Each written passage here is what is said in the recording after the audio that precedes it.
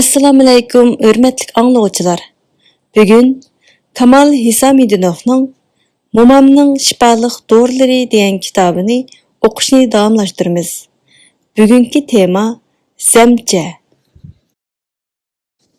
Zamcha.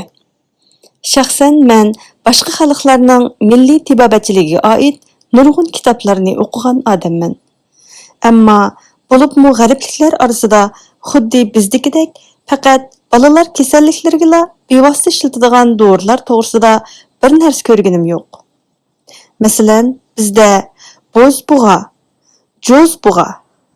jo'zbug'a deb ataldi degan dorilar qadimdan bugungacha faqat balalar kasalliklariga ishlatilib kelmoqda. Shundaqla ilm javhari bilan zamchimu to'laroq balalar kasalliklariga ishlatildi. Men uni momamning, keyin apamning tajribasidan ko'rdim. Hamda buni o'z balalarimni davolagandimi oz-to'la ishlatdim. Afsuski, bugungi kunlarda bu dorilarni tepish nihoyat tez. Rost, o'tmishda ruslarda kvassi deb atiladigan zamchi bilan limoniy kislota deb atiladigan ilm javhar yemak-ichmak magazinlarida va dorixonalarda hamisha tepilatdi. Bugun bo'lsa ilm javharni bilmayman. Zamcha faqat bozorda shaxslar qo'lidan tepildi. Hozir ularni keyingi yoshlar bilmaydi. Birinchi navbatda ilm javharga to'xtalib, uning ishlatilishini ko'zdan kechirib boqaylik. Bu sovuq tabiatlik dori hisoblanadi. Narasidalarning kalpukini gaz bog'lab, yerilishga tayin topganda ishlatildi. Ilm javhar pichoqning uchida ilinib, sinchayga yoki qaynoq suvga ilashtirilib, azroq qanit qo'shib berildi. Kuniga 2-3 qitim. U da 3 kun ishlatilganda balangizning kayfiyati tamoman boshqacha bo'ladi. O'zini yeni his qiladi. Uni cho'nglar iste'mol qilsa-mu, ziyni yo'q. Shunimi aytib o'tish kerakki, o'g'il balalar sovuqchan keladi. Shunga o'g'il balalarga qizlarga qaraganda azroq ishlatildi. Chunki qizlarimizning tabiati issiqqa moyilroq. Shuning uchunmi ularning ichini osonla issiq bog'lab ketadi. Shunda uni qaytiradigan birdan-bir dori ilm javhardir. Bu yerda ilm javhar faqat narsidagilarga ishlatildi desak, balkim bir taraflim bo'lib qolar. Undaq bo'lg'ini, uni ba'zida cho'nglarmi tishlarini chingitish maqsadida ishlatadi. Masalan, ilm javharni pichoqning uchida yoki choy qo'shiqning sepining uchida elib, eg'iz ko'ymagidek darajadagi suvda eritildi. Uni kuniga 3-4 qitim eg'izga elib, 15 minutdan 20 minutgacha o'ltirsiz. Shunda o'zligidan bo'shab, tushay deb qolgan tishlar tezli chingiydi. Ilm javhariga qaraganda zamchining ishlatilishi butunlay aksicha desak xatolashmaymiz. Masalan, turmushda kichik bolalarning og'zi og'rib qopti, tili uyilib qopti degandek gaplarni anglab turamiz. Undaq bolaning og'zidan to'xtamay sho'lga yoqadi. Qag'ishlikimi avj oldi.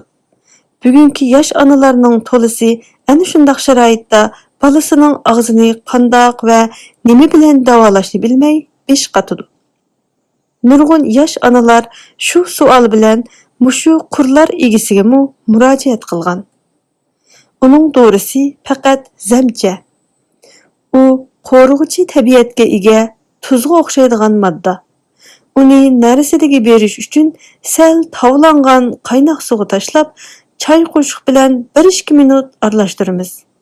Andin qaynoq suvdagi zamchini elib etib, balaning og'zini chayqaymiz. Bala kuniga 2-3 qitimli chayqasa, tildagi uyulgan, eg'izdagi yara 3 kunga qolmay saqiydi. Har kimning balasi o'ziga tatliq. Shunga bu narsa yana balamga aks ta'sir qilib, og'irtib olmay deb tashvishlanadigan, ehtiyot qiladigan onalarning chiqishi tabiiy. Bir eg'iz gap bilan aytganda, andish qilishning o'rni yo'q. Undaq bo'lg'ini zamcha ho'llik yo'qitib, qon to'xtatish, ortiq go'shtlarni yo'qotish, yirinliq jarohatlarning tez at elishini ta'minlash xususiyatiga ega. Shundaqla uningdan muvofiq holda issa, qusish va ko'ngil elishini to'xtatadi. suydik tutuş iqtidorini oshiradi. Mubada yumshoq ezib, azroq ilmon suv ilashtirib, burunga temizsa, burun qanashni to'xtatadi. Tamoq, bo'g'iz og'riqlariga zamchi ta'mi chiqarilgan issiq suvda og'izni g'ar-g'ar qilsa, og'riq tez to'xtaydi. Zamcha Xanzu tibabitida oshqozon va uchaylardagi suluq ishiqlarni yondirish maqsadida ichishga berildi ekan. Ba'zi joylarda suda ezilgan zamcha tish og'riqlari, qon qusish, qon tükürüşni to'xtatish maqsadida ishlatildi ekan. Nurg'un odam tili o'yilib, og'rigan bolalarga hasal yo'latib davolaydi. Bu oddiy usul. Biroq u hammala odamning yodida turmay, bolalarini qiynab qo'yish ahvollari nurg'un uchrab turdi. Yuqorida misol keltirilgan faktlardan shuni aniq ko'rish mumkinki, tili o'yilib, og'riganda zamchi bilan davolash bolalarning organizmiga aks ta'sir ko'rsatmaydi.